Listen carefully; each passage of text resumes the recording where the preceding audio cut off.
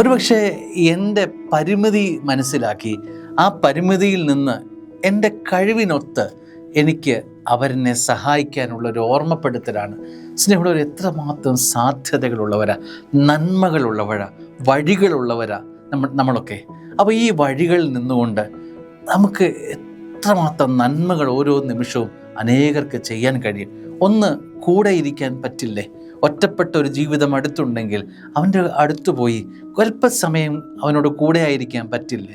സാമ്പത്തികമായി സഹായിക്കുന്നതിന് പരിമിതി ഉണ്ടാവും എങ്കിൽ ആ പരിമിതിയിൽ നിന്നും എന്നെ കൊണ്ട് കഴിയുന്ന വിധത്തിൽ എനിക്ക് കൊടുക്കാൻ പറ്റില്ലേ?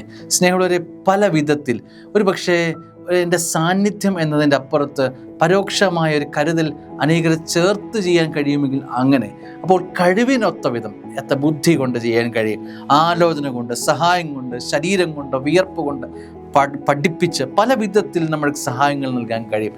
നമ്മുടെ കഴിവിനൊത്ത് നമുക്ക് ചുറ്റുമുള്ളവരെ ഒന്ന് സ്നേഹിക്കാൻ, അവരൊന്ന് അവരൊന്ന് എഴുന്നേൽക്കണം. ജീവിത സാഹചര്യങ്ങൾ, ചിലപ്പോൾ കെട്ടനുഭവങ്ങൾ അവൻ ചുറ്റുമുള്ളത്, അവരൊന്ന് എഴുന്നേൽക്കണമെന്നുള്ള ആഗ്രഹം മനസ്സിലുണ്ടെങ്കിൽ ഒന്ന് കൈനീട്ടിക്കൊടുത്ത് അവൻ എഴുന്നേൽച്ചാൽ ഉറപ്പാണ് അവനും നിനക്ക് വേണ്ടി പ്രാർത്ഥിക്കും. നീയും അതിനാൽ തന്നെ സ്വർഗത്തിന് പ്രീതികരമായി വരും. ആമേൻ.